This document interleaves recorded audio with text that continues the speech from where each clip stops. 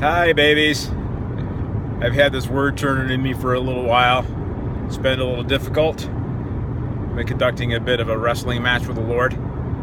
But let's talk about the social media gospel.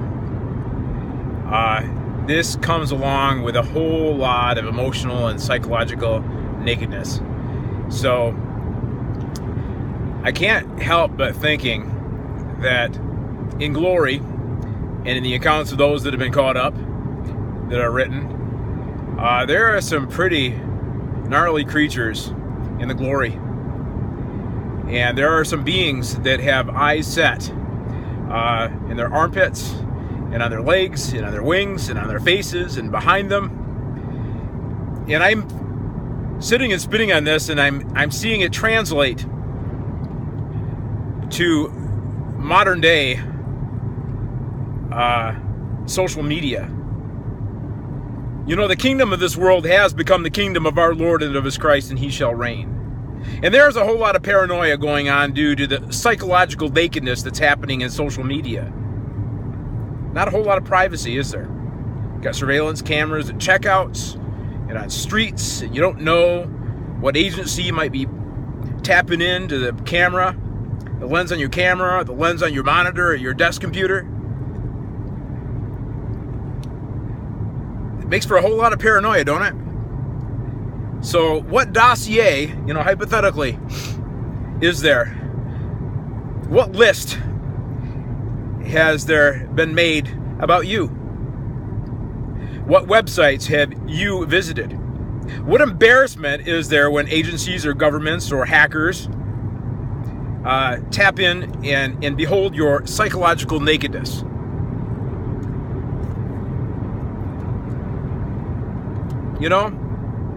I'm thinking this is just a new paradigm that we should all, just a minute,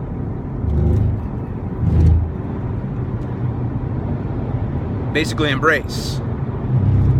Because the kingdom of this world has become the kingdom of our Lord and of his Christ, and he shall reign. Therefore, perfect love casts out fear. And in the light of this exposure, and with these eyeballs set all over the place, I just can't help but thinking that the turning of this new paradigm and the revelation of this level of exposure that's taking us all has a whole lot to do with kingdom reality taking the earth.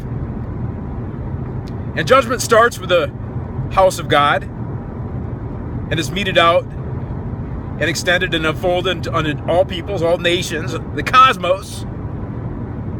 So, can I just comfort you concerning your besetting sins? Can I just comfort you concerning some of the shady websites maybe that you visited?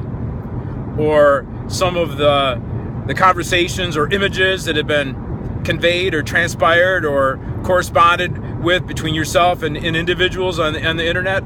Or what things that you paid for, or what financial trail that you have? I'm just beginning to really, really believe that our place in the kingdom, our place in the world, has so much less and less to do with your behavior, with your moral perfection, with your own self-effort in this business of sanctification. Because you don't stand or fall by the eyeballs that are on you. You stand or fall by the one whose eye is on the sparrow. And we can rest on that. And this is the social media gospel. And it's not a presentation of moral perfection anymore. It's not the Bible beater standing on the pulpit and, expecting a revival, and everybody's going to, lo and behold, have this instantaneous change to perfection and ball their eyes out at the altar and have one of the old school revivals like, when they met under tents 100 or 200 years ago. We don't have tents. We've got the internet. And it is God himself that's taken up your vindication. It's God himself. When false witnesses and the eyes of businesses and the hackers and agencies are on you, if God is for you, who can be against you? This is just a perfect opportunity that in all your foibles and all your blemishes and all your stumblings, who cares? May it be exposed. Expose! expose me for the whole wide world to see. It's an old song by Michael Tyrrell that came out around 2008 or 2009 on a worship CD that I got, and I could not sing that song. I could not sing that song. It's like, oh my goodness, but don't you know what I'm dealing with? Don't you know what I'm sitting on? You know? There's a lot to be said for transparency. There's a lot to be said for purity of heart. Because transparency and purity of heart doesn't necessarily mean you're towing the line. It doesn't necessarily mean you've achieved some outward manifestation of moral perfection.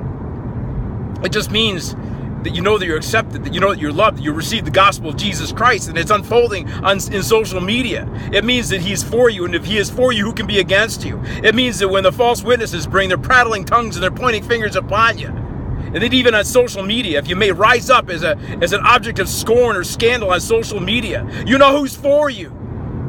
And you don't have to shut up, and you don't have to be marginalized. You don't have to succumb to any heaviness or guilt of conscience.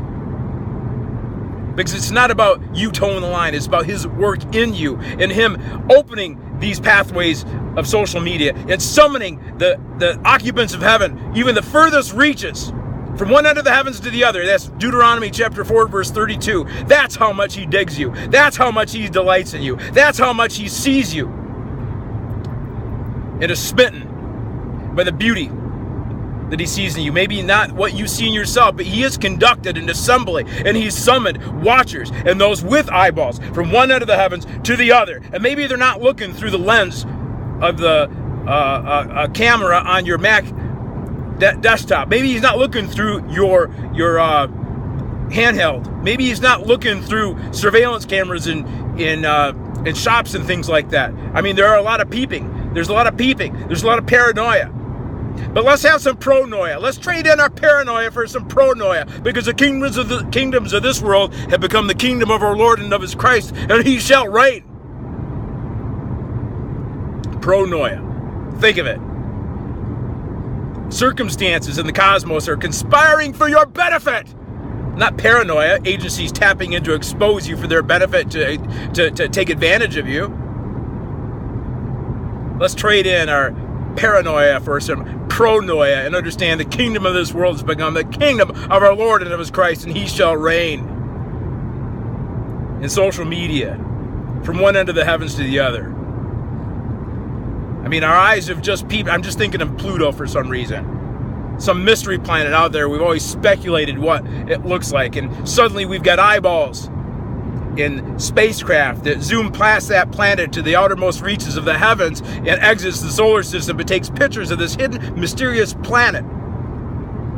We've got vision, and there is an unfolding of light, and there are things that can really unsettle us and make us vulnerable, make us feel like we're being exposed.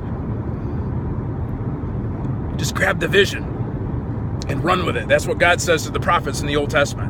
Grab the vision, run with it. Don't be daunted. It's just more light. All we're dealing with is more light, and we're just kind of struggling, and our consciences are hesitating and shrinking back because we don't measure up according to our standards. But you don't live or move. You don't stand by your standards. You stand by his word and by the gospel, and he's found you beautiful, and he's established you. And he's brought in places before you that you may be lifted up like as Abraham was lifted up. And he says, as far as you can see, in all these breaths, I'll give it to you. Whatever you see, you be. Whatever you perceive, you receive. It's all yours. He became the father of an entire nation. Progenitors. Progenitors, that's what we are, is progenitors of a new race, progenitors of a family of God, progenitors of those whose ilk will overtake the earth.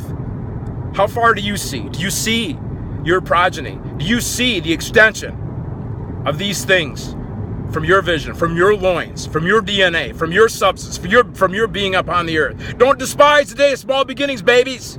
It may look like small beginnings. It may look like scandal. It may look like exposure in social media. But this is the seed that God's established on the earth to overtake the nations and subdue peoples. And it belongs to you. Walk in the light. You are light. Walk in the light as he is in the light. I'll see you in glory.